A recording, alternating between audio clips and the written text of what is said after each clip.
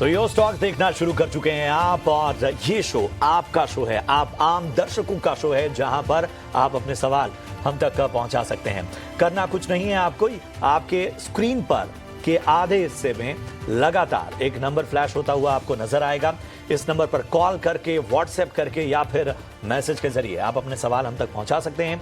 यही नहीं, social media पर अगर आप एक्टिव हैं तो वहां पर भी अपने सवाल पोस्ट कीजिए, और यूट्यूब पर भी अपने सवाल आप पूछ सकते हैं। याद रखिए, सबसे पहले अपना और अपने शहर का नाम बताइए, किस स्टॉक पे आपका सवाल है वो बताइए, और आपने वो शेयर कितनी क्वांटिटी किस भाव पे लिया है वो साफ साफ मेंशन कीजिए, और इसके साथ ही नजरिया जरूर बताइए कि आपका नजरिया क्या है, लॉन्ग टर्म का या शॉर्ट टर्म का। उस आधार पर हमारे दिग्गज एक्सपर्ट आपको राय देंगे। आज आपके तमाम सवालों के जवाब देने के लिए यस सिक्योरिटी से लक्ष्मीकांत शुक्ला साहब जुड़ चुके हैं। लक्ष्मीकांत जी, गुड मॉर्निंग, बहुत बहुत स्वागत है आपका। अच्छा लग रहा है आपसे चर्चा की शुरुआत करते हुए, और मैं आपके पास आऊंगा, लेकिन बाजार का एक चेक जरा ले लेते हैं। तो निफ्टी और बैंक निफ्टी में आप देखिए तो इस वक्त एक रिकवरी तो लौटी है, लेकिन अभी भी जो है वो जिस तरह की मजबूती चाहिए थी उससे अभी दूर है। 24,650 के पास इस वक्त निफ्टी आपको नजर आ रहा है। बैंक निफ्टी जरा लेकर आइए। बैंक निफ्टी में आप देखिए लगभग 55 अंकों की गिरावट यहां पर देखने को मिल रही है।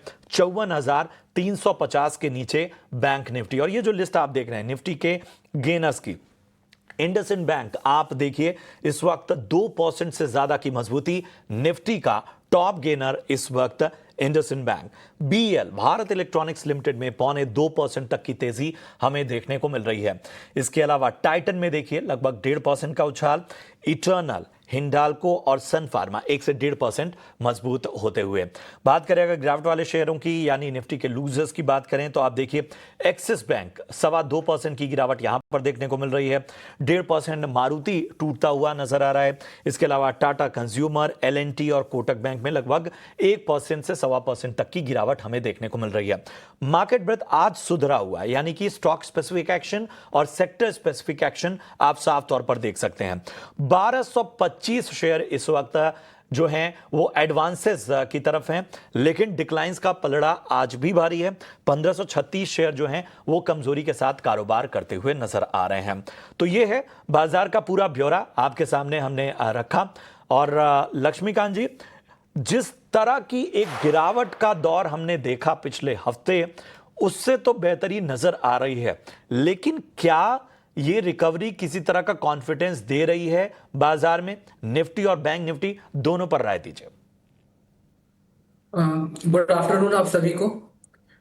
जी हाँ, थोड़ी राहत हमें सुबह तक तो मिलती हुई दिखाई दी थी, बट जिस तरीके से मार्केट अपने जो गेन्स हैं उनको फिर से देता हुआ दिखाई दे रहा है डेली के चार्ट्स पर, तो हिसाब से लगता तो नहीं है कि स्टेबिलिटी इतनी आसानी से मिलेगी।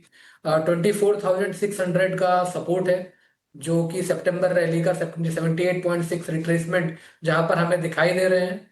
तो मुझे लगता है कि कंसोलिडेशन मेरे को लोअर लेवल्स पे दिखाई दे रहा है। अगर वो कंसोलिडेशन टूटता है तो फिर जो निफ्टी है, जो अपना जो पिछले मंथ का जो स्विंग लो था 24,400, तो वहां तक फिसलती हुई दिखाई देगी। तेजी के लिए निफ्टी को 24,850 के लेवल पर सस्टेन होना होगा। एक बार 24,850 860 के लेवल्स टूटते हैं तो देन आफ्टर फिर हम पुल बैक का एक्सपेक्टेशन रख सकते हैं। अदरवाइज मुझे लगता है कि एक शॉर्ट टर्म बेसिस पे कंसोलिडेशन होगा, फिर कंसोलिडेशन का ब्रेकडाउन हमें नीचे की ओर आने वाले समय में दिखाई देगा। वहीं पर अगर बैंक निफ्टी की बात करें, बैंक निफ्टी ऑलरेडी अपने की सपोर्ट के नीचे ही सस्टेन कर रहा है। 54,400 का सपोर्ट था, अभी बैंक निफ्टी उसके नीचे ही ट्रेड कर रहा है, तो फर्दर सेलिंग प्रेशर हमें बैंक निफ्टी में भी देखने को मिल सकता है। बट सेलेक्टेड पीसीयू बैंक्स हैं जहां पर हमें तेजी देखने को मिल सकती है, तो वहां पर हम नजर बना सकते हैं। बट बैंक निफ्टी में भी तेजी आने के लिए प्राइवेट बैंक्स को परफॉर्म करना होगा। और अगर मैं रेजिस्टेंस की बात करूं तो बैंक निफ्टी का अभी फिलहाल जो मुझे रेजिस्टेंस दिखाई दे रहा है उसके 20 डे SMA के आसपास दिखाई दे रहा है। 54,750 का रेजिस्टेंस है। जब तक उसके नीचे बैंक निफ्टी ट्रेड करती है तब तक फर्दर सेलिंग प्रेशर देखेगा।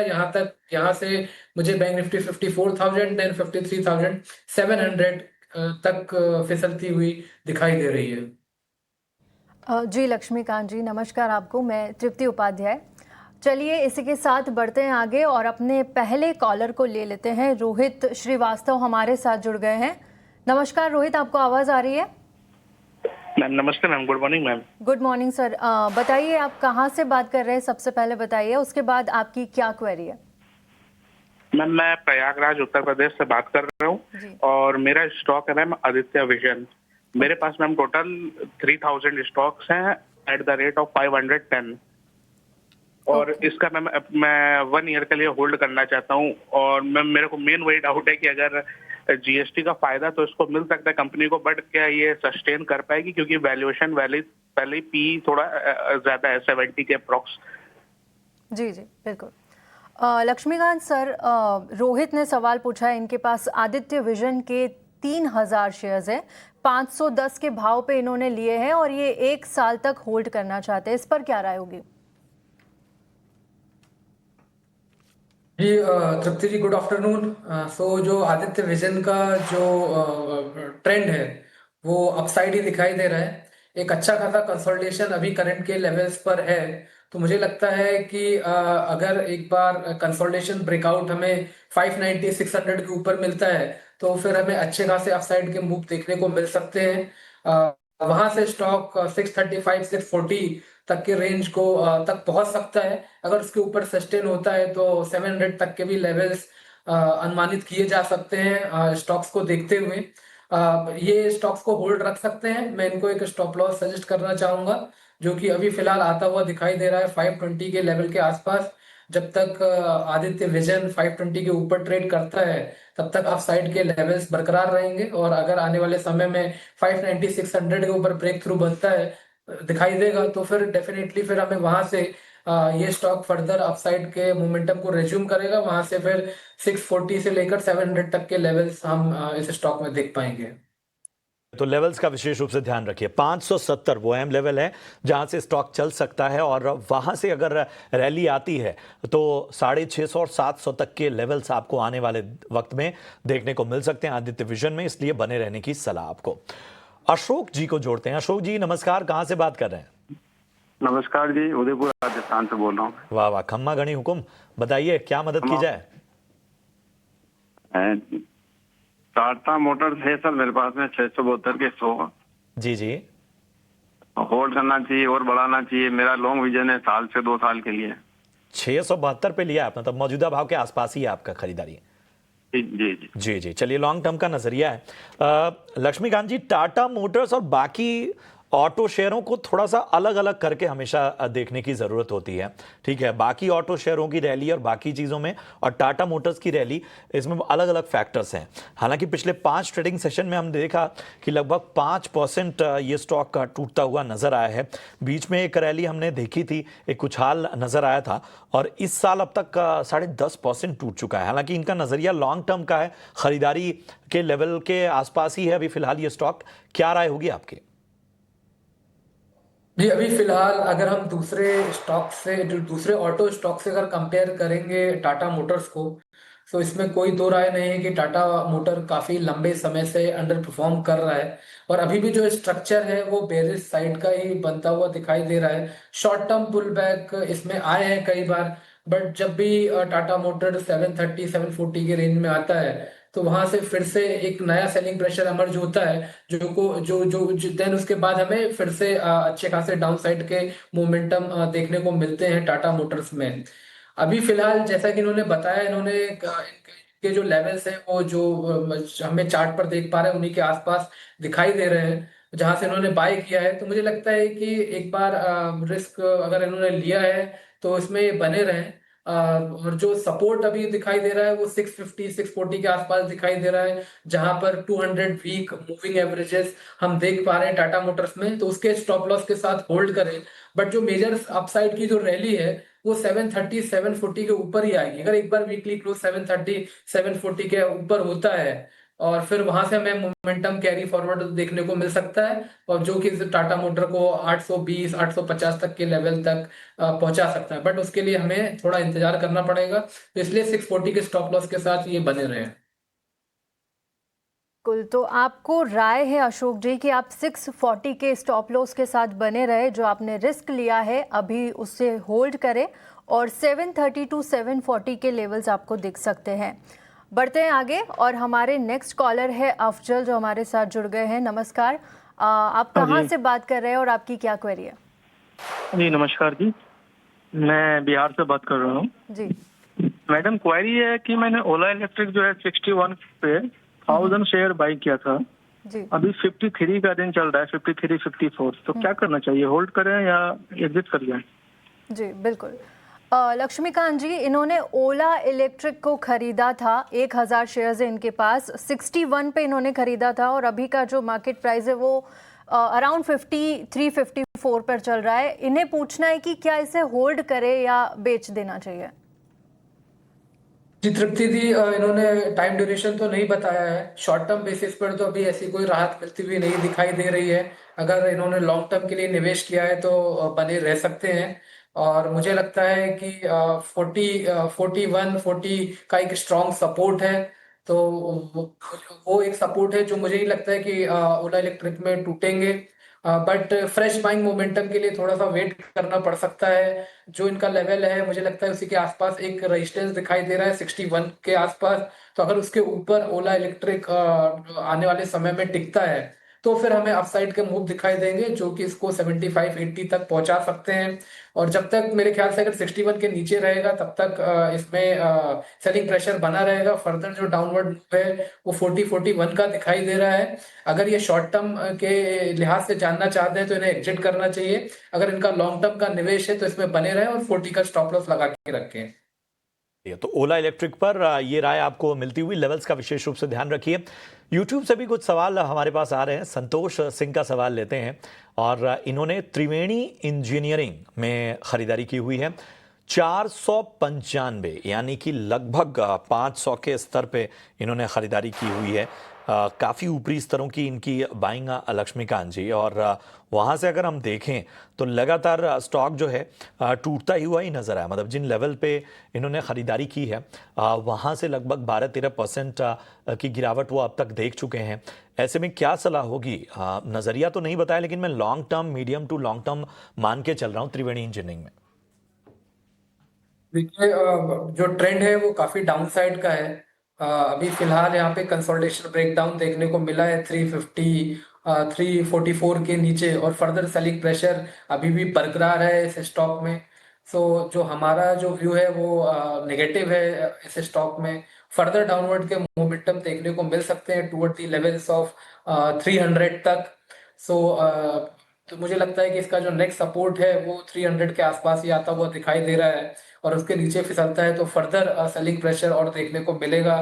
जो अपसाइड का जो मोमेंटम है मुझे नहीं लगता है कि जब तक ये स्टॉक 370 के ऊपर क्लोजिंग देता है तब तक हमें देखने को मिल सकता है। 370 के नीचे जब तक ये रहेगा तब तक इसमें सेलिंग प्रेशर बरकरार रहेगा।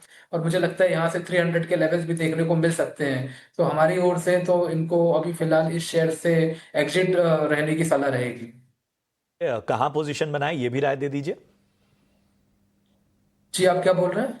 एग्जिट लेके कहाँ पे खरीदारी के मौके देखे जाएं, कौन सा स्टॉक का जी बेहतर हाँ होगा? हाँ हाँ जी, हमारे हिसाब से मुझे लगता है कि ऑटो स्पेस में हमें ट्रैक्शन देखने को मिल सकते हैं। और सेलेक्टेड पीएसयू बैंक्स हैं जैसे bank of Baroda, Punjab national bank, union bank, वहां पर हमें तेजी देखने को मिल सकती है। अगर मैं ऑटो स्टॉक्स की बात करूं तो अशोक लेलैंड, हीरो मोटोको, आयशर मोटर, ये ऐसे कुछ स्टॉक्स हैं जहां पर हमें आने वाले समय में तेजी देखने को मिलेगी। तो ऑटो शेयरों पर ज़रा फोकस कीजिए। अशोक लेलैंड, हीरो मोटो जैसे स्टॉक्स जो हैं वो ज़्यादा बेहतर है, यहाँ से निकल जाने की आपको सलाह। चलिए, रुकना होगा एक छोटे से ब्रेक के लिए, लेकिन लगातार आप अपने सवाल हम तक पहुँचाते रहिए। हम ब्रेक के बाद आपके सवालों को भी शामिल करेंगे, कुछ अहम खबरों पर भी नजर आएगी। बने रहिए हमारे साथ।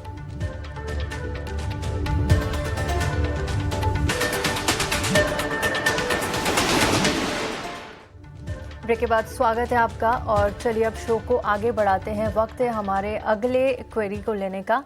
मनिंदर जी का सवाल है, मनिंदर सिंह, जिनका यूट्यूब पर सवाल आया था। इनके पास वोडाफोन आइडिया के 1500 की क्वांटिटी में शेयर्स है जो कि इन्होंने करीब 8.5 रुपये के भाव पर लिए थे। इनका लॉन्ग टर्म या शॉर्ट टर्म का कोई पर्सपेक्टिव तो इस पर नहीं है ड्यूरेशन, लेकिन आप दोनों पर ही राय दीजिए लक्ष्मीकांत जी, इन्हें क्या करना चाहिए आगे?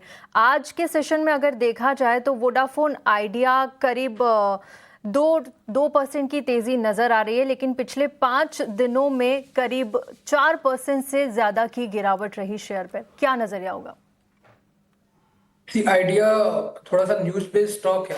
जनरली जब भी कोई पॉजिटिव न्यूज आती है तो अच्छे खासे अपसाइड के स्पाइक देखने को मिलते हैं, और फिर वो जो मोमेंटम है वो सस्टेन नहीं हो पाता है और फिजल आउट हो जाता है लेवल्स पर।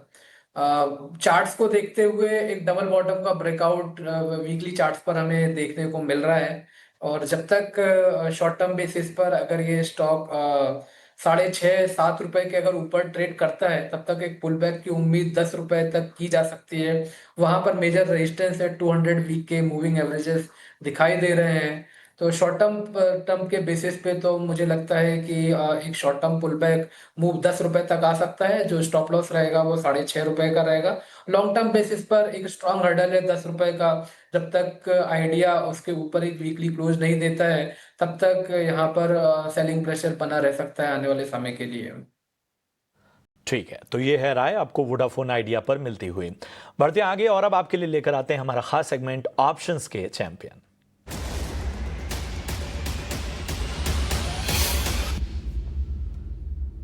और हमारे साथ अरिहंत कैपिटल के रत्नेश गोयल साहब जुड़ चुके हैं। रत्नेश जी नमस्कार, स्वागत है आपका।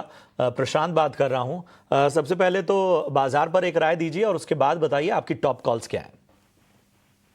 नमस्ते प्रशांत जी, सभी दर्शकों को नमस्ते।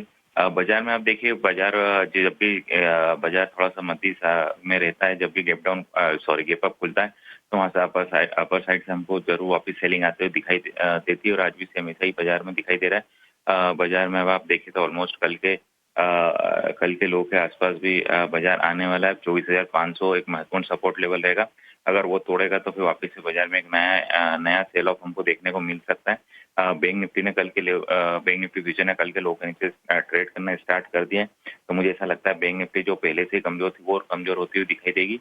तो यहाँ पे 54,000 का पुट लेने की सलाह रहेगी 70 रुपए के आसपास में, जिसमें मैक्सिमम लॉस होगा 1400 रुपए का। जो प्रॉफिट बन सकता है वो 2800 रुपए का, क्योंकि टारगेट यहाँ पे आता है 150 रुपए का, और स्टॉप लॉस जो बनता है 30 रुपए का। शुक्रिया करेंगे रत्नेश जी। तो बैंक निफ्टी 54,000 की कॉल 70 रुपए के प्रीमियम के आसपास आपको लेनी है। लक्ष्य 150 का, स्टॉप लॉस यहां पर 30 रुपए का लगाना है। अधिकतम मुनाफा आप देख सकते हैं 2800 का, नुकसान 1400 तक का नजर आ सकता है। इसके साथ ही सेबी का स्टैंडर्ड रिस्क डिस्क्लोजर क्या कहता है वो भी जरा गौर कर लीजिए। फ्यूचर और ऑप्शन ट्रेडिंग में रिस्क बहुत है, 90% लोग पैसे गंवाते हैं, इसलिए सोच समझकर ट्रेडिंग इनिशिएट करें और अपने फाइनेंशियल एडवाइजर यानी वित्तीय सलाहकार की मदद जरूर लें। चलिए अगला सवाल यूट्यूब के जरिए हमारे पास एक दर्शक का आया है। इनका नाम है राहुल। अदानी पावर पे राय जानना चाहते हैं। 167 रुपए के आसपास की इनकी खरीद है। 33 शेयर इन्होंने इस वक्त पोजीशन बनाई हुई है। फिलहाल इनके भाव के आसपास है, हल्का नुकसान इनको होता हुआ। नजरिया इन्होंने नहीं बताया है, लेकिन लक्ष्मीकांत जी बताइए अदानी पावर कैसा लगता है आपको? देखिए, कुछ दिनों पहले अच्छे खासे अपसाइड के मूव इस स्टॉक में देखने को मिले थे, बट अभी फिलहाल के लिए शॉर्टर टर्म ट्रेंड है वो बेरिश होता हुआ दिखाई दे रहा है। मुझे लगता है कि करंट लेवल अगर 140 के नीचे सस्टेन होता है तो यहाँ से स्टॉक में 130 तक की गिरावट देखने को मिल सकती है। जैसा कि टाइम पीरियड इन्होंने बताया नहीं है, अगर शॉर्ट टर्म बेसिस पर है तो मुझे लगता है कि 140 का स्टॉप लॉस अगर लेकर चलेंगे और अगर वहां से अगर ये डिफेंड करता है तो एक पुल बैक मूव हमें देखने को मिल सकता है 163 165 तक। अगर इसने 140 के लेवल्स के नीचे की क्लोजिंग दे दी तो मुझे वहां से स्टॉक 130 तक के लेवल तक फिसलता हुआ दिखाई दे रहा है। चलिए, तो थोड़ा सा आपको जो रणनीति है वो तमाम लेवल्स और कहां पर स्टॉक में फिसलन नजर आ सकती है उन सारी बातों का ध्यान रखना होगा। लक्ष्मीकांत जी बहुत बहुत शुक्रिया करेंगे आपका हमसे जुड़ने के लिए और तमाम दर्शकों के सवालों के जवाब देने के लिए और बाजार पर अपनी अहम रणनीति बताने के लिए। फिलहाल यहाँ पर हमें ब्रेक के लिए रुकना होगा, लेकिन शो में एक्शन जारी है। इस छोटे से ब्रेक के बाद यो स्टॉक में आपके बाकी सवालों को भी शामिल करेंगे। बने रहिए हमारे साथ।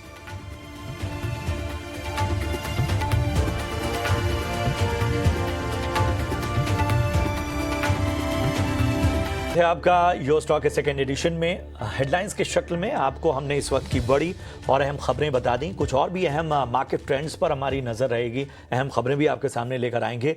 लेकिन आपके सवालों का एक बड़ा हिस्सा इस शो में हम शामिल करते हैं, तो आप अपने सवाल हम तक पहुंचाइए, हम सवालों को अपनी चर्चा में शामिल करेंगे। इस बीच मुझे परिचय कराते हुए खुशी हो रही है, हमारे साथ एंजल वन से राजेश भोसले साहब जुड़ चुके हैं।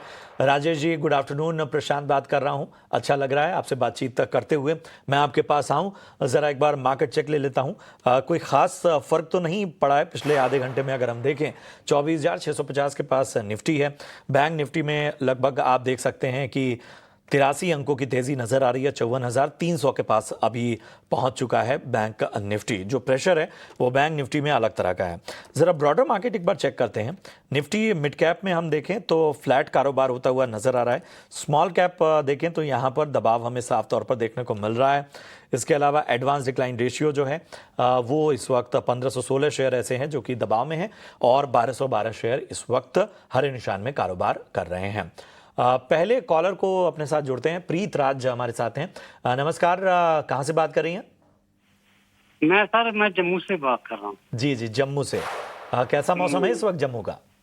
जम्मू का सर अभी टेम्परेचर हाई रहा थोड़ा अभी। अच्छा, अभी अक्टूबर में अच्छा हो जाएगा सर। Thank you. अच्छा। प्रीत राज जी करते क्या है आप? मैं सर भारत पेट्रोलियम से रिटायर्ड हूँ। अरे वाह वाह वाह, तो रिटायरमेंट के मजे ले रहे हैं। बताइए क्या मदद की जाए आपकी? कौन सा स्टॉक आपने लिया है, किस भाव पे लिया है? मैंने मॉर्गन स्टैनले। जी एक बार फिर से बताएंगे। स्टैनले लाइफस्टाइल लिया हुआ है। जी जी, स्टैनले लाइफस्टाइल लिया हुआ है मैंने। 453 का भाव। जी जी जी जी ठीक है, नुकसान होता उस वक्त तो ये रिकमेंडेशन दी गई थी कि ये काफी चढ़ेगा, तो लेकिन उसके बाद पता नहीं क्या हो। ये रिकमेंडेशन थी इनकी जी न्यूज की। चलिए कोई नहीं, हम आपको बेहतर राय देंगे। काफ़ी ऊपरी स्तरों की खरीदारी है इनकी। हालांकि जो है शेयरों की संख्या कम है, इसलिए नुकसान जो है वो लगभग 15,500 के आसपास का होता हुआ। प्रीतराज जी कितना समय देना चाहते हैं स्टॉक को? सर दे सकता हूँ मैं सर, प्लीज। ठीक है, चलिए राजेश जी बताइए जरा। स्टैनली लाइफस्टाइल इनके भाव से तो काफ़ी नीचे है, स्टॉक का नुकसान भी झेल रहे हैं। समय दे सकते हैं, लेकिन क्या समय देना ठीक रहेगा या कहीं और बेहतर मौके बन सकते हैं? जी नमस्कार प्रशांत जी। देखिए एक अंडर परफॉर्मिंग स्टॉक रहा है लास्ट 6 मंथ से। अगर आप देखें तो सीमित दायरे में ही ट्रेड कर रहा है। लोअर साइड में अगर आप देखें तो 280 के आसपास का सपोर्ट है and on the high side 320 एक रेजिस्टेंस है। तो ये इसी रेंज में ट्रेड कर रहा है एंड हम देख रहे हैं कि स्टॉक जो है अपने सपोर्ट लेवल के आसपास आ रहा है। तो फिलहाल के लिए होल्ड करने की सलाह होगी। बट अगर बाउंस आता है 320 के आसपास तो वहाँ पे एक 200 DMA का रेजिस्टेंस है, तो वहाँ पे एक बार पोजीशंस को लाइट कीजिए। एंड जो क्वालिटी स्टॉक्स है जैसे PSU बैंक्स में दिखाई दे रहा है कि स्ट्रेंथ काफ़ी है और ये परफॉर्मेंस जो है एक्सपेक्ट कर सकते हैं कि कंटिन्यू रह सकता है, तो वहाँ पे स्विच कर सकते हैं। ऑटो स्पेस है, वहाँ पे कुछ काउंटर्स में काफ़ी अच्छा ट्रैक्शन दिखाई दे रहा है, तो वहाँ पे स्विच कर सकते हैं। ये काउंटर जो है मेजरली एक रेंज में रहेगा, तो हर रेंज में एक बार प्रॉफिट एग्जिट करने की सलाह होगी।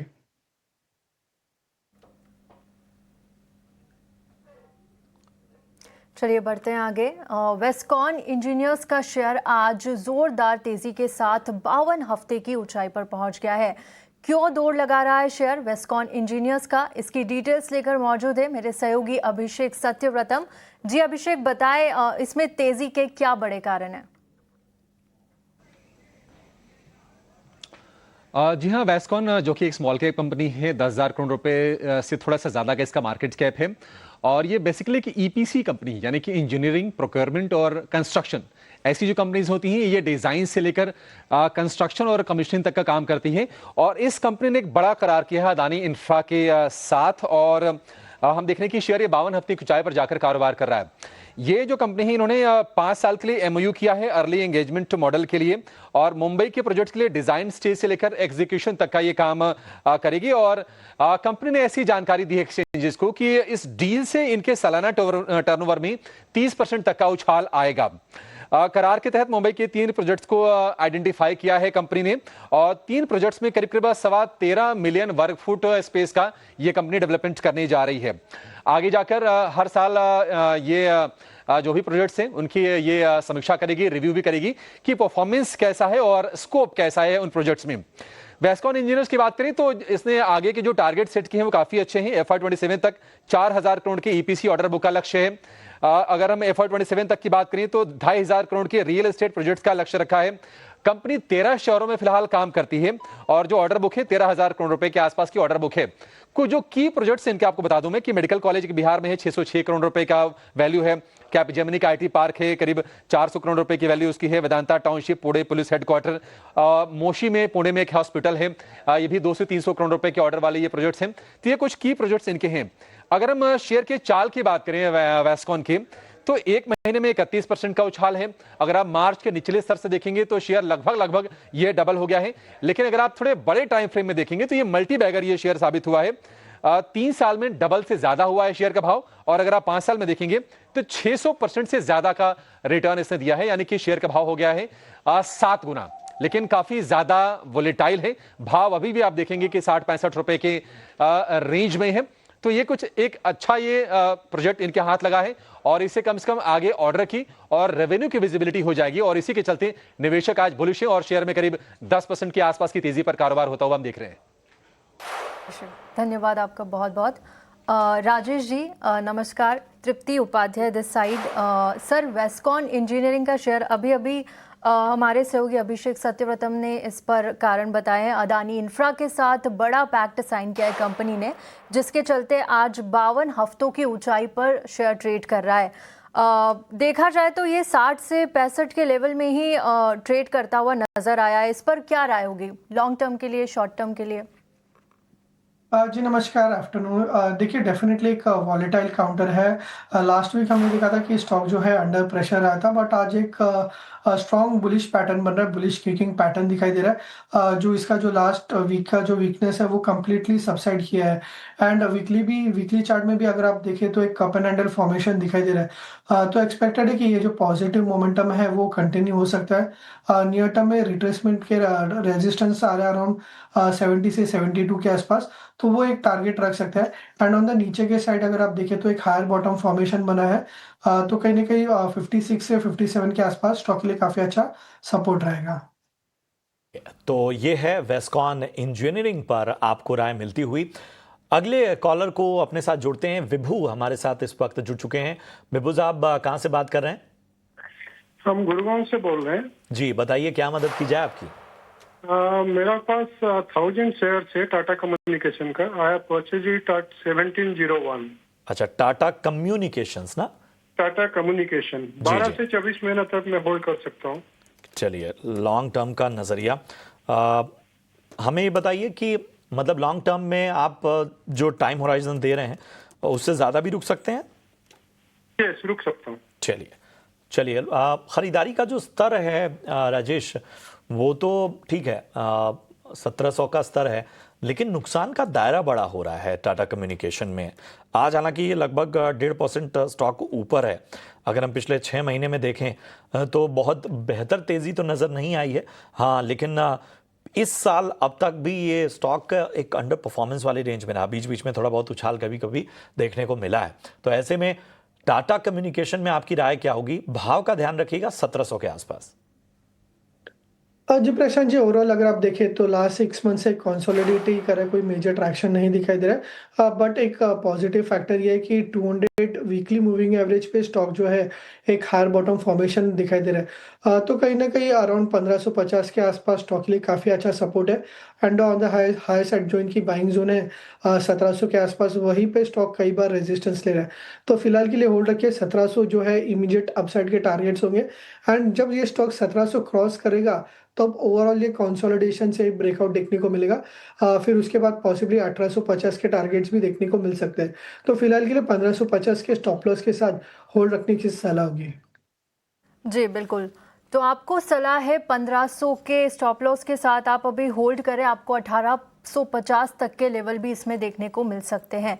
बढ़ते हैं आगे और अपने अगले कॉलर को लेते हैं। प्रतीक पाटिल हमारे साथ जुड़ गए हैं। नमस्कार प्रतीक, आप कहाँ से बात कर रहे हैं? नमस्कार मैम। जी प्रतीक, आपका क्या सवाल है सर, क्या क्वेरी है? मैं पुणे से बात कर रहा हूँ। मेरा क्वेश्चन था मेरे पास नेटवेब टेक्नोलॉजी के 44 शेयर है एट द रेट 2300। तो मुझे व्यू जानना था कि होल्ड कर सकते या एग्जिट करें इसमें से। ओके सर, राजेश जी, इनके पास नेटवेब टेक्नोलॉजीज के 44 शेयर है। इन्होंने 2350 के रेट पे ये शेयर लिया था। अगर आज की मैं बात करूं तो 3574 पर ये ट्रेड कर रहा है और लास्ट पूरे एक साल का अगर हम देखें तो अगस्त से सितंबर के बीच शेयर ने करीब अच्छी, उसके बाद अच्छा स्पाइक इसमें देखने को मिला। अब ये बताइए कि ये इस पर एग्जिट करे या इसे होल्ड करे, लॉन्ग टर्म के लिए क्या नजरिया होगा? जी, अगर एक लॉन्ग टर्म ट्रेडर होंगे तो डेफिनेटली कहूँगा कि इसमें होल्ड रखना चाहिए।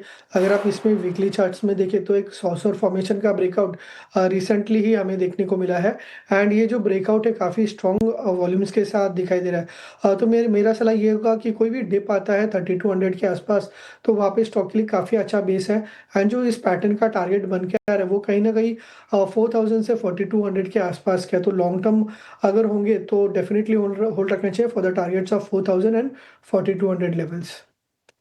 चलिए, तो जो है आपको एवरेज करने की भी यहाँ पर सलाह मिलती हुई और इसके साथ ही लेवल्स का विशेष रूप से ध्यान रखिए।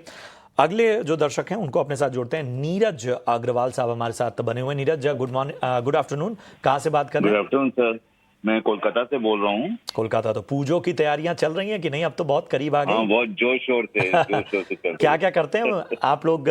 खासतौर पे कोलकाता का दशहरा, कोलकाता की दुर्गा पूजा अलग ही होती है।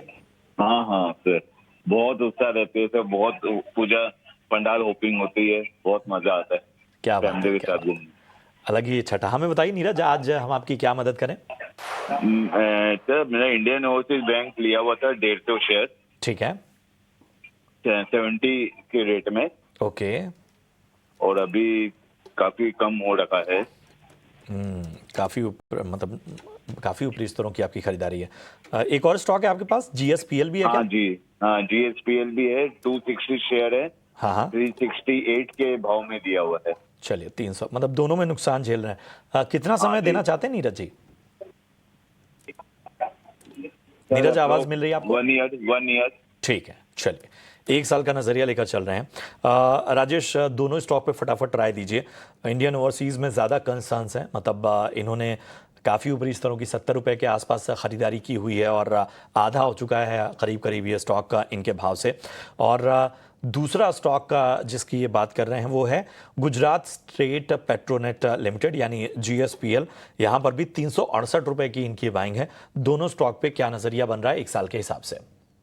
जी प्रशांत जी, ओवरऑल अगर आप देखें तो PSU बैंक्स काफ़ी अच्छा लग रहा है, बट उसमें से अगर आप IOB देखें तो एक अंडर परफॉर्मिंग काउंटर है, अपने 200 DMA के आसपास स्ट्रगल करा। तो मैं सलाह दूंगा कि यहाँ से IOB में एग्जिट कीजिए एंड बेटर होगा कि काउंटर जैसे कि कैनरा बैंक है या फिर इंडियन बैंक है तो उसमें काफ़ी अच्छा आउट परफॉर्मेंस दिखाई दे रहा है एंड एक्सपेक्टेड है कि परफॉर्मेंस कंटिन्यू रहेगा। तो यहाँ पे IOB में एग्जिट कीजिए, लॉस बुक कीजिए एंड वहाँ पे स्विच कीजिए। दूसरा जो काउंटर है इनका GSPL है। तो अगर इस काउंटर को देखें तो एक रेंज में ट्रेड कर रहा है, कंसोलिडेट कर रहा है। 2 वीक पहले हमने एक हायर बॉटम स्ट्रक्चर भी देखने को मिला था। तो अभी यहाँ पे होल्ड करने की सलाह होगी। कहीं ना कहीं 290 300 के आसपास स्टॉक के लिए बेस बन रहा है and on the high side 320 का रेजिस्टेंस है। जैसे ही इसे क्रॉस करता है पॉसिबली 350 के लेवल्स भी देखने को मिल सकता है। तो अभी फिलहाल के लिए होल्ड रखिए 290 के स्टॉप लॉस के साथ। ठीक है, तो ये है राय आपको GSPL और इसके साथ ही आपके दूसरे स्टॉक का IOB पर मिलती हुई। लेकिन हमें यहां पर एक ब्रेक के लिए रुकना होगा। ब्रेक के उस पार आपके सवालों को हम शामिल करेंगे, बने रहिए हमारे साथ।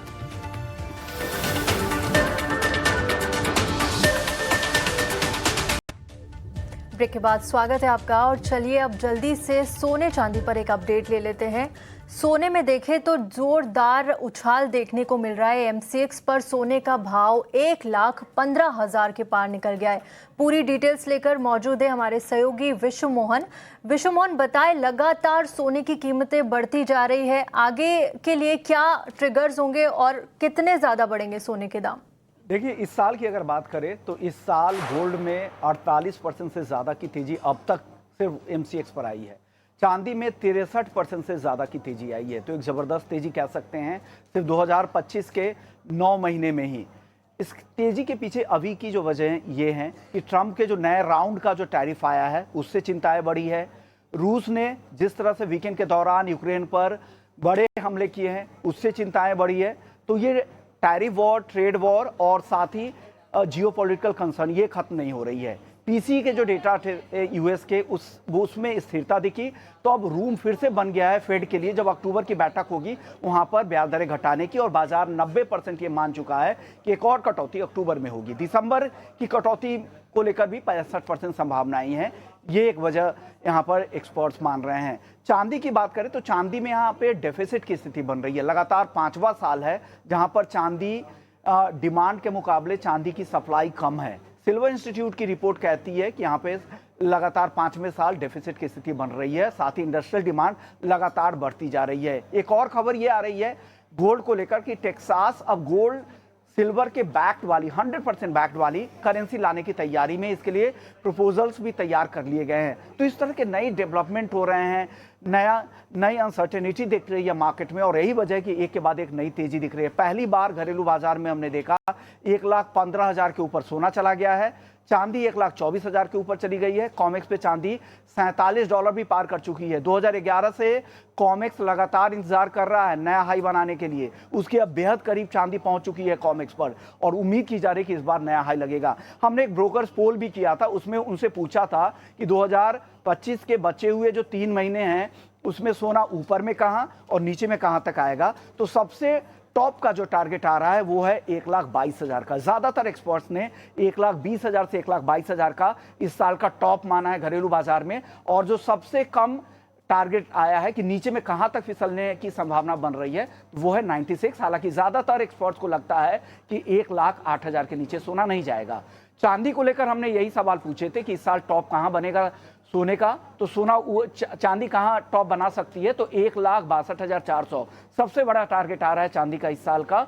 और नीचे में चांदी उनको लगता है कि 1,20,000 1,22,000 के नीचे फिसलती इस साल उनको नहीं दिख रही। तो ये एक पूरा क्रक्स निकल कर आ रहा है सोने चांदी को लेकर। जी विश्वमोहन, बहुत बहुत धन्यवाद आपका इस पूरे अपडेट के लिए। मैं राजेश जी के पास जाऊंगी। राजेश जी, लगातार हम देख रहे हैं कि 48% की तेज़ी सोने में आ गई है, और जो एक्सपर्ट्स अनुमान लगा रहे हैं कि 1,15,000 तो सोना घरेलू बाजार में जा चुका है, आगे जाकर 1,20,000 या 22,000 के लेवल्स भी हमको देखने को मिल सकते हैं। तो आपका सोने पर क्या टेक रहेगा? अगर हम गोल्ड कंपनीज में देखें तो टाइटन हो गया, कल्याण ज्वेलर्स हो गया, या एनबीएफसीज की बात करें तो मुथूट फाइनेंस हो गया, मन्नापुरम फाइनेंस हो गया, इन सब पर आपका क्या टेक रहेगा? देखिए, ये काउंटर्स में भी काफ़ी अच्छा अट्रैक्शन देखने को मिला है लास्ट 1-2 वीक से। डेफिनेटली ब्रॉडर मार्केट के साथ प्रॉफिट बुकिंग दिखाई दी है, बट मन्नापुरम और मुथूट दोनों अच्छे लग रहे हैं। मन्नापुरम अगर आप देखें तो कहीं ना कहीं 270 के आसपास एक बेस बन रहा है। एक्सपेक्टेड कि यहाँ से वापस बाउंस आ सकता है एंड वापस 300 के लेवल्स जो है रिटेस्ट कर सकते हैं। जो एक काउंटर आज काफ़ी अच्छा अट्रैक्शन दिखाई दे रहा है वो है टाइटन। टाइटन का अगर आप स्टॉक देखें तो अगस्त के स्विंग लो के आसपास ट्रेड कर रहा है एंड अपने वीकली 89 EMA के आसपास ये ट्रेड कर रहा है। तो यहाँ से टाइटन में काफ़ी अच्छा बाउंस बैक आ सकता है। 3300 का स्टॉप लॉस रहेगा एंड यहाँ से एक्सपेक्टेड है कि 3500 का एक बाउंस बैक टाइटन में देखने को मिल सकता है। चलिए, तो ये है राय गोल्ड और गोल्ड फाइनेंस कंपनियों पर आपको मिलती हुई। अच्छी चर्चा रही राजेश जी, और जाहिर सी बात है तमाम दर्शकों के सवालों के आपने जवाब भी दिए। शुक्रिया करेंगे अपना कीमती समय देने के लिए और यो स्टॉक में सभी का मार्गदर्शन करने के लिए। फिलहाल इस शो में यानी कि यो स्टॉक में आज के लिए इतना ही। मुझे और तृप्ति को आप इजाजत दे सकते हैं, लेकिन एक्शन लगातार जारी है। इसके बाद स्टॉक्स फटाफट आपके लिए लेकर आएंगे। बने रहिए ET Now स्वदेश के साथ। नमस्कार।